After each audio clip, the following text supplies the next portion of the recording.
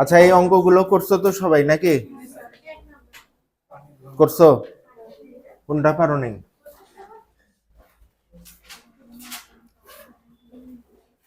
প্রথমটা পারো নাই?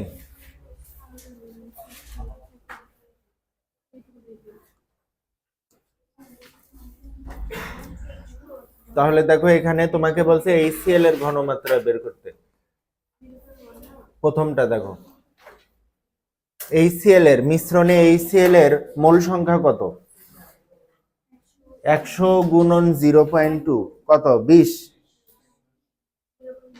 20 মিলিমোল। তাহলে 20 ইন্টু 10⁻³ মোল।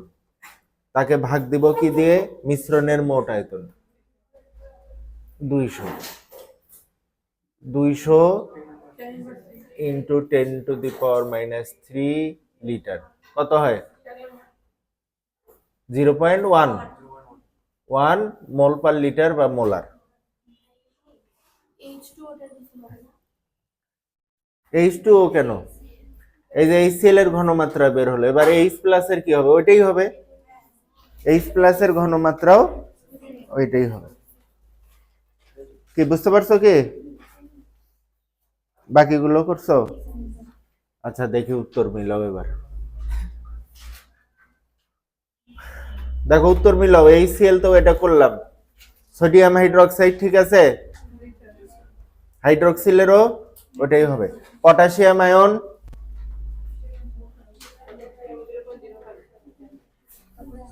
করছো? তুমি করছো? আচ্ছা ঠিক আছে। 0.05 ঠিক আছে, ওটাও তাহলে ঠিক আছে। ক্লোরিনও ঠিক আছে। আচ্ছা, তারপরে বেরিয়াম সোডিয়াম ক্লোরাইড ঠিক আছে, সোডিয়াম এটাই, ক্লোরাইড। তারপরে পরেরটা 0.1, 0.1, 0.05, 0.05। তারপরেরটা কি? চারটাই একই কি? ঠিক আছে তো? আচ্ছা, তাহলে এখন দেখো, আমরা গতদিন যে মিশ্রণের অঙ্কগুলো করলাম, এগুলো অরিজিনালি মানে বাস্তবেই এই মিশ্রণগুলোতে বিক্রিয়া হয় না। আর কিছু মিশ্রণ আছে বিক্রিয়া হয়, কিন্তু আমরা ধরে নিছি যে বিক্রিয়া হয় না। তো যাই হোক, ক্যালকুলেশন যাই হোক, আমরা মনে করো যে এগুলো আমরা ধরে নিছি যে এখানে মিশ্রণের মধ্যে কোনো বিক্রিয়া সংঘটিত হয় না। তবে এই যে এখানে একটা জিনিস দেখো, এই যে এদের মধ্যে কিন্তু বিক্রিয়া সংঘটিত হয়, হোক সংগঠিত, কিন্তু আমরা ধরে নিছি যদি বিক্রিয়া সংগঠিত না হতো তাহলে এদের ঘনমাত্রা কত হতো সেটা আমরা বের করছি। বুঝতে পারছো? তো আমাদের মূল উদ্দেশ্য ছিল, এই অঙ্কগুলো করার মূল উদ্দেশ্য ছিল যেন আমরা মিশ্রণের কোনো একটা উপাদানের ঘনমাত্রা নির্ণয় করতে পারি। কি ধরনের মিশ্রণ? যে মিশ্রণে উপাদানগুলোকে মিশ্রিত করলে তাদের মধ্যে কোনো বিক্রিয়া সংঘটিত হয় না, এই টাইপ মিশ্রণে আমরা উপাদান সমূহের ঘনমাত্রা বের করছি। আচ্ছা, এবার দেখো কি ধরনের অঙ্ক করব আমরা। এবার আমরা যে মিশ্রণগুলোর অঙ্ক করব, এদেরকে মিশ্রিত করলে বিক্রিয়া হয়। আগের মিশ্রণগুলোতে বিক্রিয়া হয় না, বা আমরা ধরে নিছি বিক্রিয়া হয়নি, এইভাবে অঙ্ক করছি। কিন্তু এবার আর সেই সুযোগ নাই। এবার আমরা যে মিশ্রণের অঙ্কগুলো করব, এখানে এদের মাঝে কি হয়? বিক্রিয়া হয়। বুঝতে পারছো? তাহলে এখন দেখো এটা কিভাবে আমরা করব। তোমাকে প্রশ্ন করলো 1 নম্বর দ্রবণ এবং 2 নম্বর দ্রবণ মিশ্রিত করলে মিশ্রণের প্রকৃতি কিরূপ হবে বা মিশ্রণের ঘনমাত্রা নির্ণয় করো। তাহলে কিভাবে করব আমরা? প্রথমে তোমরা কি করবা? বিক্রিয়া লিখবা, HCl প্লাস সোডিয়াম হাইড্রোক্সাইড বিক্রিয়া করে কি উৎপন্ন করে? সোডিয়াম ক্লোরাইড প্লাস পানি। এরপর সমতা করবা, সমতা তো হয়ে গেল নাকি? এবার তুমি HCl এর মোল সংখ্যা বের করো, সোডিয়াম হাইড্রোক্সাইডের মোল সংখ্যা বের করো, এই যে এটা ব্যবহার করে 50 গুণন 0.2 কত হয়? 10। তাহলে আমরা এখানে দেই 10 মিলিমোল দিতে পারো, অথবা 10 ইন্টু 10 ইনভার্স 3 মোল। এটা HCl এর বের করলাম। এবার সোডিয়াম হাইড্রোক্সাইডের বের করো, 5 into 10 to the power minus 3 মোল। কথা বোঝা গেছে? তাহলে এইভাবে আগে মোল সংখ্যা বের করে নিলাম। নেওয়ার পর তুমি এবার বের করবা লিমিটিং বিক্রিয়ক কি। আমি সংক্ষেপে লিখলাম LR বের করবো। এবার লিমিটিং বিক্রিয়ক কি? বিক্রিয়া করে শেষ হয়ে যায়, ঠিক আছে, বিক্রিয়া পাত্রে আর অবশিষ্ট থাকে না। দেখো লিমিটিং বিক্রিয়ক কিভাবে বের করবা, এটা কিন্তু এই অঙ্কের অংশ না, এটা রাফ করবা আর কি, ঠিক আছে। এখানে লিমিটিং বিক্রিয়ক বের করবা এইভাবে, প্রদত্ত যে মোল সংখ্যা আছে তাকে এই বিক্রিয়া সহগ দ্বারা ভাগ করবা। HCl এর সহগ কি এখানে 1, তাহলে 1 দ্বারা ভাগ করবা। তারপরে অনুরূপভাবে সোডিয়াম হাইড্রোক্সাইডের ক্ষেত্রে প্রদত্ত মোল সংখ্যা ডিভাইডেড বাই তার বিক্রিয়া সহগ, এই যে। আচ্ছা তাহলে দেখো তো এখানে ভাগফলটা কি আসে, 10 into 10 to the power minus 3, এটা 5 into 10 to the power minus 3। এবার দুই মানের তুলনা করো, দেখো তো কোনটা ছোট। মানে সোডিয়াম হাইড্রোক্সাইডের ক্যালকুলেশনে আমরা যে মান পেলাম সেটা ছোট, তো এই ক্যালকুলেশনে যার মান ছোট হবে সেটাই হলো লিমিটিং বিক্রিয়ক। তাহলে সোডিয়াম হাইড্রোক্সাইড হলো লিমিটিং বিক্রিয়ক। লিমিটিং বিক্রিয়কের সাপেক্ষে সব হিসাব নিকাশ করতে হয়, বুঝতে পারছো? কতটুকু আর কতটুকু বিক্রিয়ক বিক্রিয়া করবে বা কতটুকু উৎপাদ উৎপন্ন হবে, এটার হিসাব নিকাশ হবে কার সাপেক্ষে? লিমিটিং বিক্রিয়কের সাপেক্ষে। দেখো কেন লিমিটিং বিক্রিয়কের সাপেক্ষে তোমার হিসাব করতে হবে। ধরো আমি বললাম তোমরা স্যান্ডউইচ বানাও, ঠিক আছে, আর একটা স্যান্ডউইচ বানাতে তোমরা এইভাবে উপাদান ব্যবহার করবা, 2টা পাউরুটি আর একটা ডিম। তাহলে 2টা পাউরুটি আর একটা ডিম মিলে একটা স্যান্ডউইচ হবে, ঠিক আছে। 2টা পাউরুটি নিতে হবে আর একটা কি ডিম নিতে হবে। এখন আমি তোমাকে দিলাম 100টা, মানে 100টা পাউরুটির পিস দিলাম, 100টা পাউরুটির পিস দিলাম, আর ডিম দিলাম তোমাকে 20টা। কথা বুঝতে পারছো? পাউরুটির পিস দিলাম হলো 100টা আর ডিম দিলাম হলো 20টা। এখন 20টা ডিম দিয়ে আমি তোমাকে বললাম আমাকে 50টা স্যান্ডউইচ বানায় দাও, হবে? কয়টা হবে? 20টা ডিম, যেটা কম আছে ওই সংখ্যকই কি হবে, তোমার স্যান্ডউইচ তৈরি হবে। তাহলে এখানে 20টা ডিম আছে, মানে এর পরিমাণ কম, এটাই হলো লিমিটিং বিক্রিয়ক, ওর সাপেক্ষেই হিসাব হবে। তাহলে 20টা ডিম থাকলে পাউরুটি ব্যবহার হবে কয়টা? 40টা, ওর সাপেক্ষে হিসাব হচ্ছে, বাকি 60টা কিন্তু এক্সেস থেকে গেল। তারপরে ওর সাপেক্ষে হিসাব হবে স্যান্ডউইচ কয়টা বানাতে পারবা, এর সাপেক্ষে হিসাব করলে হবে যে 2টা লাগে একটা স্যান্ডউইচ বানাতে, তাহলে 50টা স্যান্ডউইচ হবে 100টা পাউরুটি দিয়ে, হবে হিসাব। এই জন্য লিমিটিং বিক্রিয়কের সাপেক্ষে হিসাব করতে হবে, বোঝা গেছে? আচ্ছা এখন দেখো লিমিটিং বিক্রিয়ক হলো সোডিয়াম হাইড্রোক্সাইড, তার মানে এটা শেষ হয়ে যাবে। এখন যদি তোমাকে এমসিকিউ দেয় এই অঙ্ক দিয়ে যে মিশ্রণের প্রকৃতি কি হবে, এই যে এইটুক করেই বের করে মিশ্রণের প্রকৃতি এমসিকিউ এর জন্য যদি আসে, তুমি মিশ্রণের প্রকৃতি বলে দিতে পারবা, ক্ষার শেষ হয়ে গেছে, অ্যাসিড আছে, অম্লীয় হবে। কি কথা বুঝতে পারছো? আচ্ছা এখন যদি বলে যে মিশ্রণের ঘনমাত্রা নির্ণয় করো, কার ঘনমাত্রা নির্ণয় করো? যেটা অবশিষ্ট আছে মিশ্রণে এখন যে আছে তার ঘনমাত্রাই হবে হলো ওই মিশ্রণের ঘনমাত্রা। কি কথা বুঝতে পারছো? তাহলে এখন মিশ্রণে অবশিষ্ট আছে হলো HCl, কতটুকু অবশিষ্ট আছে সেটা ক্যালকুলেশন করব কিভাবে, সেটাও ক্যালকুলেশন করতে হবে লিমিটিং বিক্রিয়কের সাপেক্ষে। লিমিটিং বিক্রিয়ককে সোডিয়াম হাইড্রোক্সাইড, তাহলে এই যেভাবে করবা, 1 মোল সোডিয়াম হাইড্রোক্সাইড ইকুইভ্যালেন্ট বা বিক্রিয়া করে 1 মোল HCl এর সাথে। আর তোমার এই বিক্রিয়া পাত্রে আছে কত, এদিকে আর তাকাবা না, এটা শুধু লিমিটিং বিক্রিয়কের জন্যই এই হিসাব। এখন তোমার সোডিয়াম হাইড্রোক্সাইড আছে 5 × 10⁻³ মোল।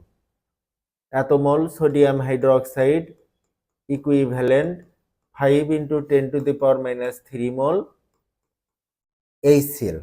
ঠিক আছে, তাহলে HCl আছে 10, সেখান থেকে বিক্রিয়ায় অংশগ্রহণ করলো 5, তাহলে অবশিষ্ট HCl সমান 10 - 5 × 10⁻³ ইকুয়াল 5 × 10⁻³ মোল।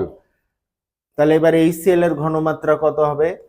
মিশ্রণে HCl এর মোল সংখ্যা হলো 5 × 10⁻³। এরপর আমাদের একটা আয়তন লাগবে। কিসের আয়তন? মিশ্রণের আয়তন। কত?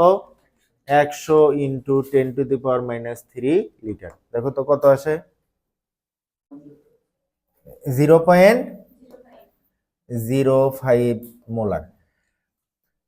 আচ্ছা দেখো, এখান থেকে কি ধরনের অঙ্ক তোমাদের এইচএসসি পরীক্ষায় আসতে পারে? তোমাদেরকে যদি বলে মিশ্রণের প্রকৃতি নির্ণয় করো, এমসিকিউ বললে তো লিমিটিং বিক্রিয়ক থেকেই অ্যান্সার হয়ে গেল। যদি সিকিউ এ আসে তাহলে অবশিষ্ট পর্যন্ত করতে হবে, করে বলতে হবে যেহেতু কি বলে মিশ্রণে অ্যাসিড অবশিষ্ট আছে, সুতরাং মিশ্রণের প্রকৃতি হবে অম্লীয়। গেল, এটা একটা প্রশ্ন। তোমাকে বলতে পারে মিশ্রণের ঘনমাত্রা কত, তাহলে এই যে আরো একটা স্টেপ। আবার তোমাকে বলতে পারে মিশ্রণের পিএইচ কত, তখন তোমাকে করতে হবে এখানকার হাইড্রোজেন আয়নের ঘনমাত্রা বের করে পিএইচ বের করতে হবে। কি বুঝতে পারছো আমার কথা? তাহলে এবার তোমরা আমাকে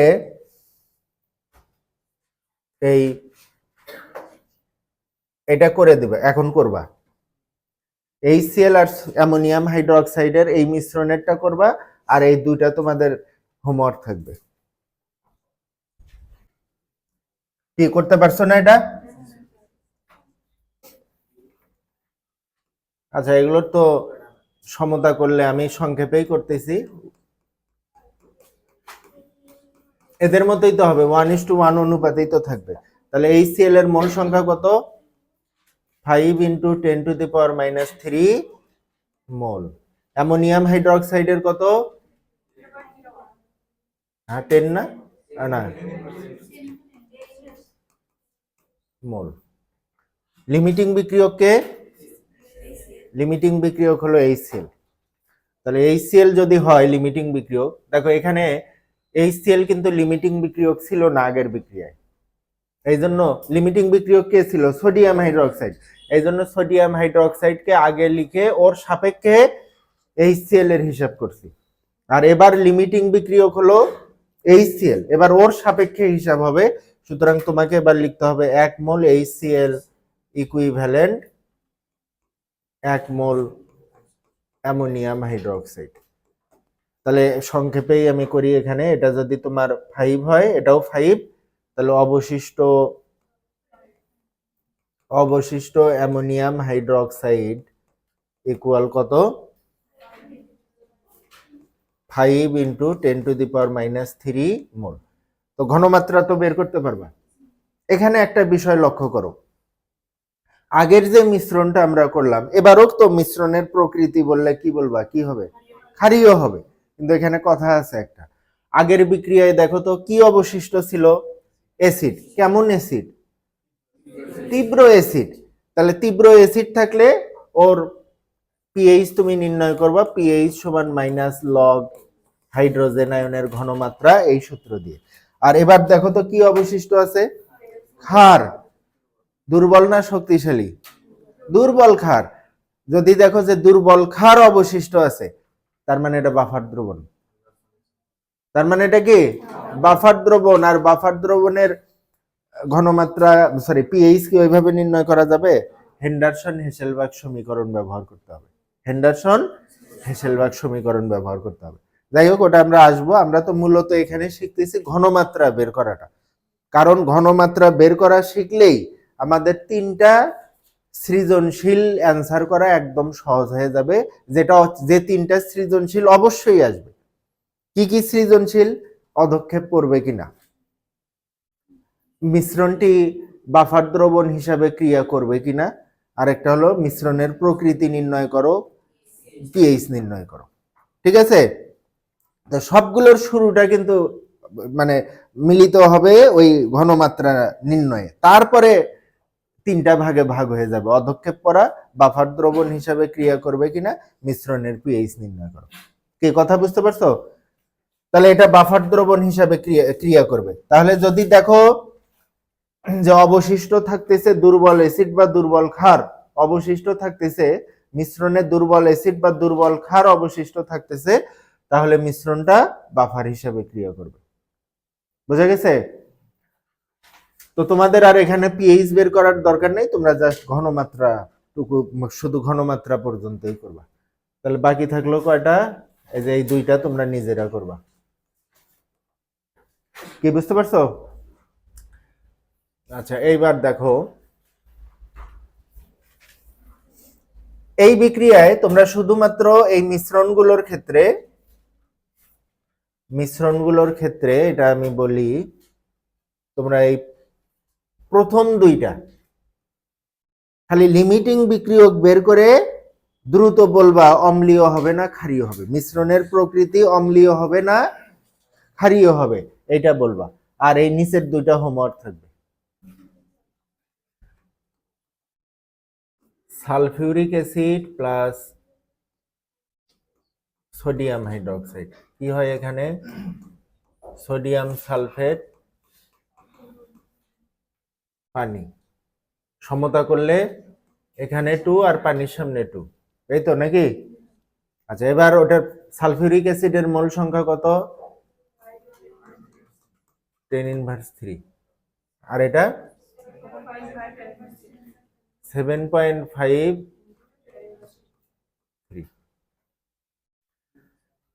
দেখো এই উদাহরণটা আমি কেন তোমাদের সামনে নিয়ে আসলাম, অনেকেই কিন্তু এইভাবে মোল সংখ্যা বের করে বিভ্রান্ত হতে পারে। কিভাবে বিভ্রান্ত হবে? ও ভাববে যে এখানে তো দেখতেছি সোডিয়াম হাইড্রোক্সাইডের পরিমাণ বেশি, সালফিউরিক অ্যাসিডের মোল সংখ্যা তো কম, তার মানে সালফিউরিক অ্যাসিড লিমিটিং বিক্রিয়ক। ও আর ক্যালকুলেশন করবে না, যদি না জানে লিমিটিং বিক্রিয়ক নিয়ম যদি না জানে, বের করার নিয়ম না জানে, সে তো করবেই না। অনেকে জানার পরেও এই কাজ করতে পারো, যে এটা তো দেখাই যাচ্ছে বেশি আর এটা কম, তার মানে এটা লিমিটিং বিক্রিয়ক হবে, এই কাজ কখনোই করবে না। কি করবা? অবশ্যই যে নিয়ম আমি বলছি ওইভাবে ক্যালকুলেশন করে দেখবা এখানে লিমিটিং বিক্রিয়ক কে। তাহলে এর সহগ কত? 1 দ্বারা ভাগ করলে 5 × 10⁻³ আর একে 2 দ্বারা ভাগ করলে কত হয়? 3.75 × 10⁻³ কি এখন ক্লিয়ার হলো না কে লিমিটিং বিক্রিয়ক? লিমিটিং বিক্রিয়ক হলো সোডিয়াম হাইড্রোক্সাইড। তাহলে মিশ্রণের প্রকৃতি কেমন হবে? অম্লীয়। বাকি হিসাব তো করতে পারবা নাকি? বাকি হিসাব হলো এরকম, যেহেতু লিমিটিং বিক্রিয়ক সোডিয়াম হাইড্রোক্সাইড, তাহলে 2 মোল সোডিয়াম হাইড্রোক্সাইড ইকুইভ্যালেন্ট 1 মোল সালফিউরিক অ্যাসিড, এভাবে করতে হবে। পরেরটা H3PO4 বিক্রিয়াটা শুধু লিখি, সোডিয়াম হাইড্রোক্সাইড, উৎপাদ কি হবে? সোডিয়াম ফসফেট প্লাস পানি। তাহলে সমতা করলে এখানে 3 দিছো নাকি? পানির সামনে 3 পারবা তো নাকি? তাহলে এটাতেও দেখবা লিমিটিং বিক্রিয়ক হবে কে? সোডিয়াম হাইড্রোক্সাইড, এবং মিশ্রণের প্রকৃতি হবে তাহলে যেহেতু অ্যাসিড আছে অম্লীয় হবে।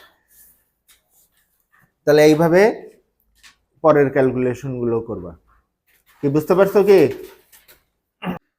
আচ্ছা, এবার আরেকটা করো দেখি। সমমোলার, সমমোলার মানে কি? একই ঘনমাত্রা, মোলার ঘনমাত্রা একই, সমমোলার ও সম আয়তনের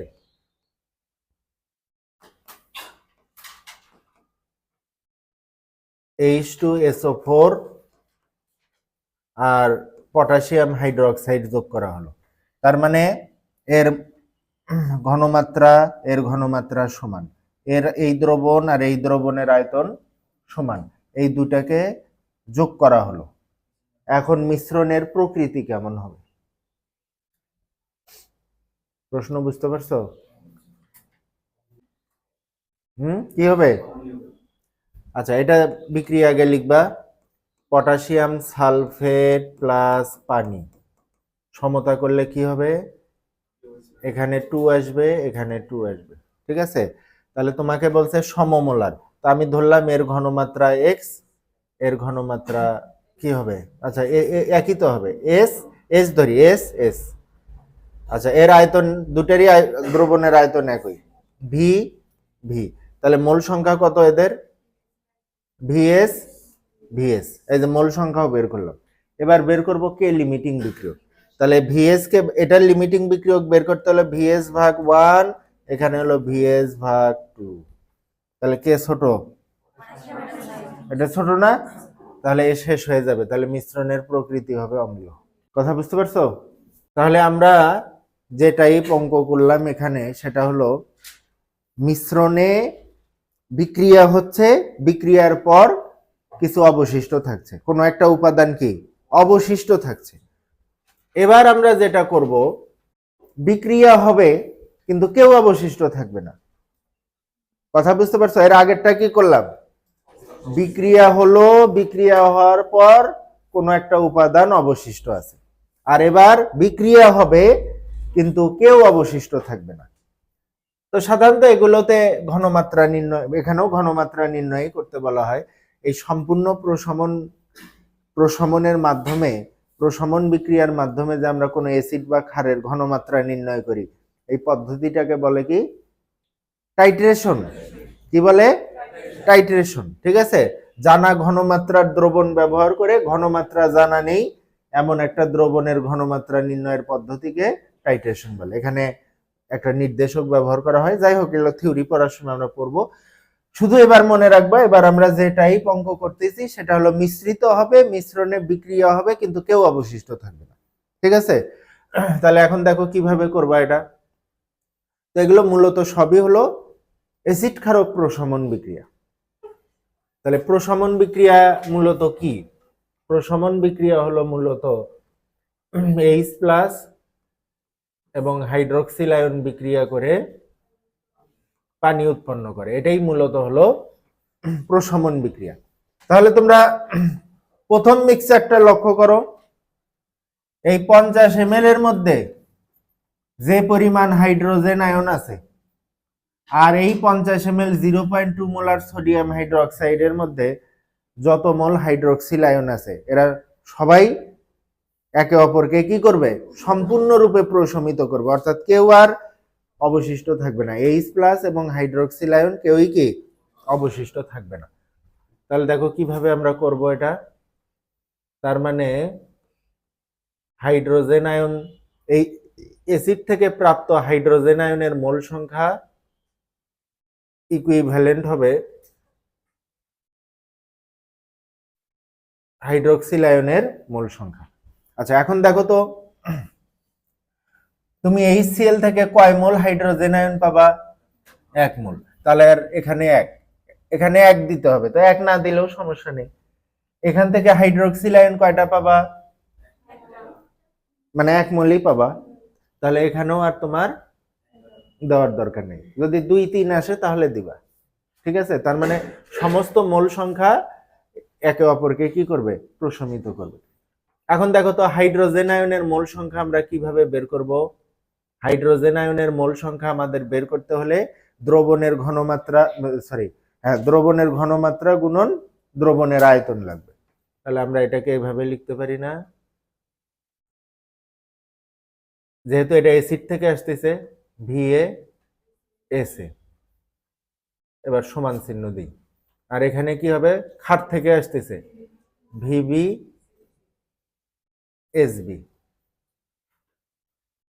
আর এখানে কি আসতে পারে তোমার?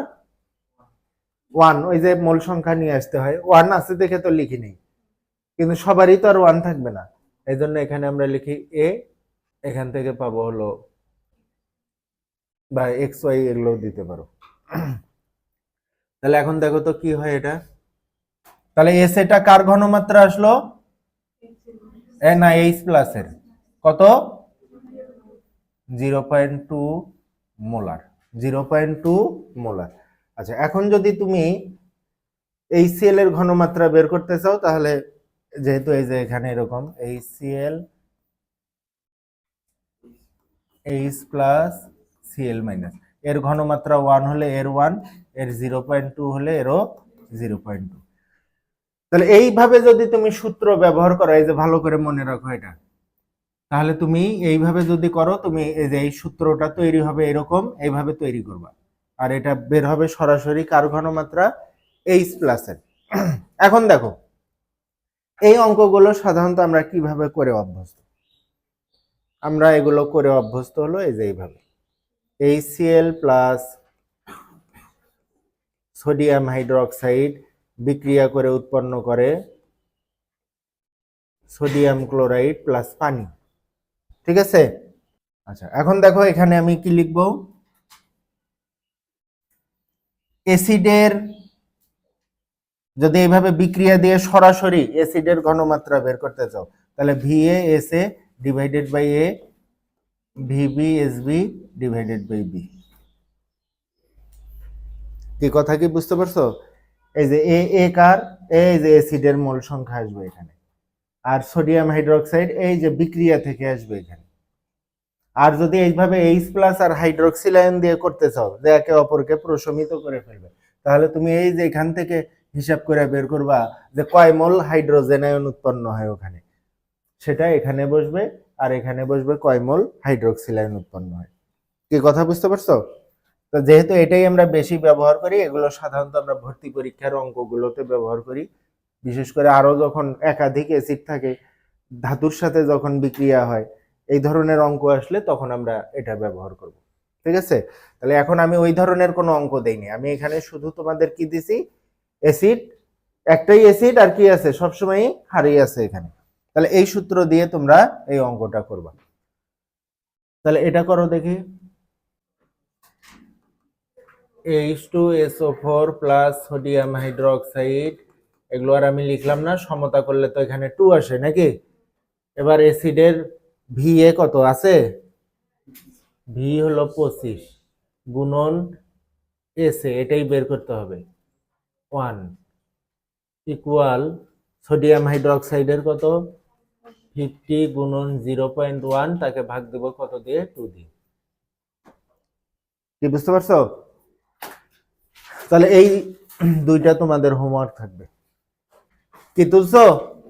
আচ্ছা, এইবার আমি একটু দেখাই যে তোমাদের এই যে সূত্রটা আমি প্রথমেই যেটা দেখালাম, এটা কোন ক্ষেত্রে ব্যবহার করলে তোমরা, কোন ধরনের অঙ্কের ক্ষেত্রে ব্যবহার করলে খুব সহজে অঙ্কটা করতে পারবা।